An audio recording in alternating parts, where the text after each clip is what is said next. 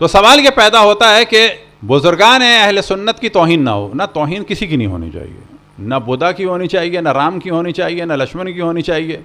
लेकिन अगर आप कभी मंदिर जाएं, यहाँ भी जाके देखिएगा, बल्कि अभी किसी के पास गूगल वो सर्च कर लें, मंदिर में जाएं, तौहीन किसी की नहीं होनी चाहिए, लेकिन जो जिसका अकीदा है उसको तो डिस्कस किया जा सकता है। मसलन आप जाके अभी गूगल में लिखें या मंदिर में किसी में जाएं, मैं तो खुद मंदिरों में जा जाके हमेशा देखता हूँ, कहीं भी मौका मिलता है तो आपको मिलेगा कृष्ण जी गोपियों के, यानी गोपियों से मुराद लड़कियों के कपड़े चुरा रहे हैं। आपको मिलेगा कि लड़कियों के कपड़े वो दरख्त पर बैठे हुए चुरा रहे हैं, लड़कियाँ अपना जिस्म छुपा रही हैं। अब बाबा जब तुम मंदिर में बना रहे हो और कृष्ण जी को लड़कियों को कपड़े चुराते हुए दिखा रहे हो, तो अभी उसको क्या करें हम तो कह सकते हैं ना कि तुम ऐसे आदमी को मान रहे हो जो लड़कियों के कपड़े चुरा रहा है, तो ये आज का लड़का जो लड़कियों को छेड़ रहा है उससे तो कहीं ज़्यादा गिरा हुआ वो हो गया, अगर ज़रा सी भी अकल इस्तेमाल की जाए। या अगर आपने देखा हो बाज़ दफ़ा ड्रामों में, फिल्मों में, कि वो लड़के चढ़ते हैं गली में और एक हांडी तोड़ते हैं, रस्सी पे बंधी होती है, ठीक है, वो क्या चीज़ है? क्योंकि कृष्ण जी लोगों का मक्खन चुराते थे।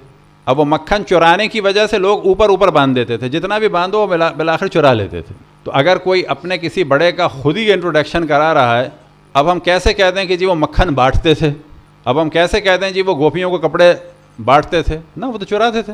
तो अब अगर कोई चीज़ के जो किसी जगह अंडरस्टूड हो, उसको बयान करने में एहतराम के साथ, बगैर गाली गलौज के, कोई किसी किस्म की तौहीन नहीं है। अब किसी के बुज़ुर्गों की तौहीन ना की जाए, तो सवाल ये पैदा होता है कि अहले हदीस अब क्या, बहुत पहले से यजीद का एहतराम करते हैं, अब क्या किया जाए? फ़र्ज़ ये कर लेते हैं कि पूरी दुनिया में अहले हदीस बढ़ जाते हैं और 90% हो जाते हैं अहले सुन्नत में, तो फिर हम बंद कर दें यजीद के बारे में डिस्कशन। लाहौर में तो FIR कटी है उमर साद को बुरा कहने में। क्यों? कि उमर साद टेक्निकली अहले सुन्नत के नज़दीक ताबई है।